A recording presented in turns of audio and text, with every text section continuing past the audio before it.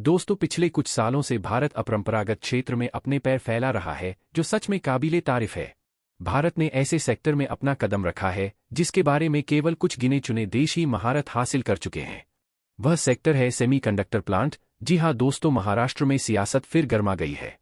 मुद्दा 1.54 लाख करोड़ रुपए की लागत से लगने वाले सेमीकंडक्टर प्लांट का है। दोस्तों, पूरी अपडेट क्या है वीडियो में समझते हैं। लेकिन आगे बढ़ने से पहले भारतीय वैज्ञानिकों की इस नई कामयाबी के लिए वीडियो को लाइक करके चैनल को सब्सक्राइब जरूर कर लें। यह प्लांट महाराष्ट्र के बदले गुजरात में लग रहा है।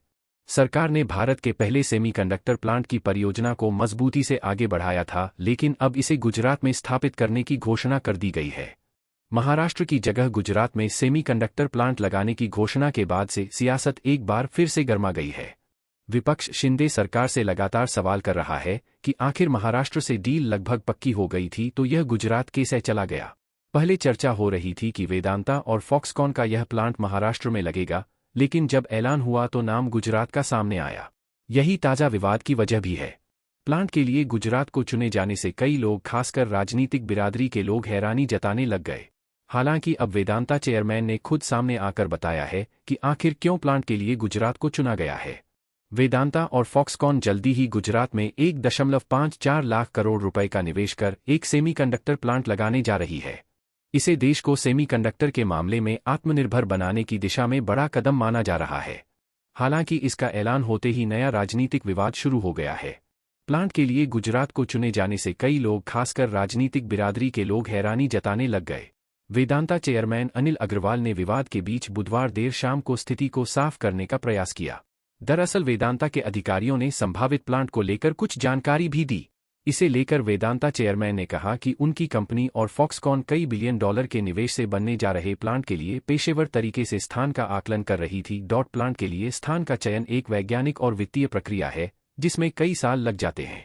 उन्होंने कहा कि उनकी कंपनी ने इस बारे में 2 साल पहले काम शुरू कर दिया था। इंटरनल और एक्सटर्नल एक्सपर्ट की एक टीम ने गुजरात, कर्नाटक, महाराष्ट्र और तमिलनाडु जैसे कुछ राज्यों को शॉर्टलिस्ट किया था। उन्होंने कहा, पिछले 2 साल के दौरान हम इन राज्यों की सरकारों और केंद्र सरकार के साथ मिलकर काम कर रहे थे। हमें सभी सरकारों से शानदार सपोर्ट भी मिला।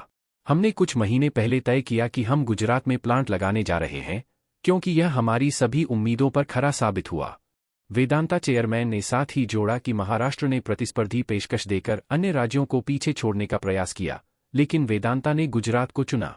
उन्होंने कहा, जब हम जुलाई में महाराष्ट्र की लीडरशिप से मिले तो उन्होंने प्रतिस्पर्धी ऑफर देकर अन्य राज्यों को पीछे छोड़ने का प्रयास किया। हालांकि हमें तो किसी एक ही जगह से शुरू करना था, सो हमने पेशेवर और स्वतंत्र परामर्श के आधार पर गुजरात को चुना। अनिल अग्रवाल ने कहा कि यह कई बिलियन डॉलर का लॉन्ग टर्म इन्वेस्टमेंट भारतीय इलेक्ट्रॉनिक्स की तस्वीर बदल देगा। महाराष्ट्र को लेकर उन्होंने कहा, हम एक अखिल भारतीय इकोसिस्टम तैयार करेंगे और हम महाराष्ट्र में भी निवेश करने के लिए पूरी तरह से प्रतिबद्ध हैं। आने वाले समय में हमारे गुजरात के ज्वाइंट वेंचर के इंटीग्रेशन के लिए महाराष्ट्र अहम रहेगा। महाराष्ट्र में 2 लाख करोड़ रुपए से अधिक का भारी भरकम निवेश होने जा रहा है। यह हाल के समय में महाराष्ट्र में आए सबसे बड़े निवेश में से एक होगा। वेदांता ग्रुप और ताइवान का इलेक्ट्रॉनिक्स मैन्युफैक्चरर फॉक्सकॉन साथ मिलकर यह निवेश करने की योजना बना रहे हैं।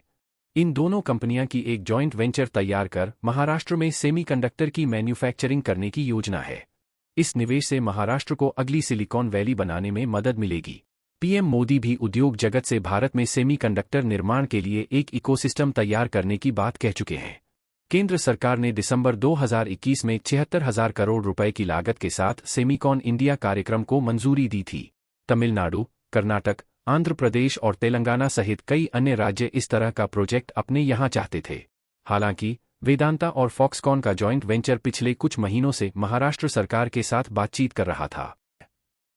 दोस्तों, आज के लिए बस इतना ही। बाकी अपनी राय कमेंट बॉक्स में जरूर बताएं। चैनल पर नए हैं तो वीडियो को लाइक करके चैनल को सब्सक्राइब जरूर कर लें। धन्यवाद।